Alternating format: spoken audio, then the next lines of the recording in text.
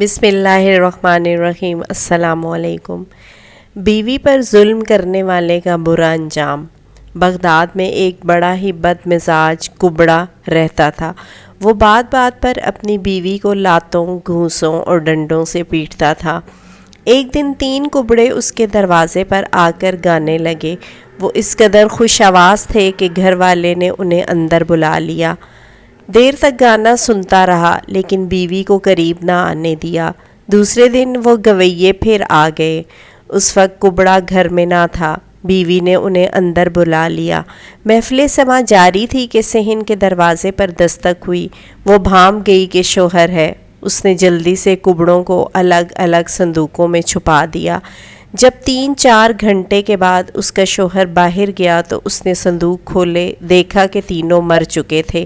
وہ بہت گھبرائی اور محلے کے ایک مزدور کو بلا کر کہا کہ میرے گھر میں ایک کیڑا رشتہ دار اتفاقاً فوت ہو گیا ہے۔ اگر تم رات کے وقت اسے دجلہ میں پھینک آؤ تو 10 دینار دوں گی۔ اور وہ مان گیا۔ اتفاقاً اس رات اس کا شوہر قریب کے ایک گاؤں میں ایک شادی پر گیا ہوا تھا۔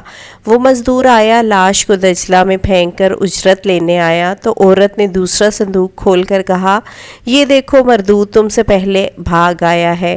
مزدور نے اسے بوری میں بند کیا اور پل پہ کھڑے ہو کر تیز دھارے میں پھینک دیا۔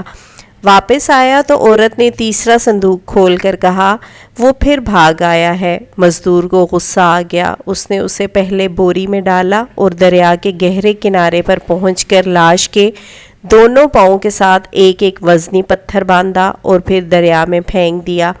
جب وہ واپس آیا تو دیکھا کہ ایک کبڑا جو کہ عورت کا شوہر تھا اس گھر پر دستک دے رہا ہے۔ مزدور نے للکارا، ابے او بدماش، تو بھاگ آیا ہے۔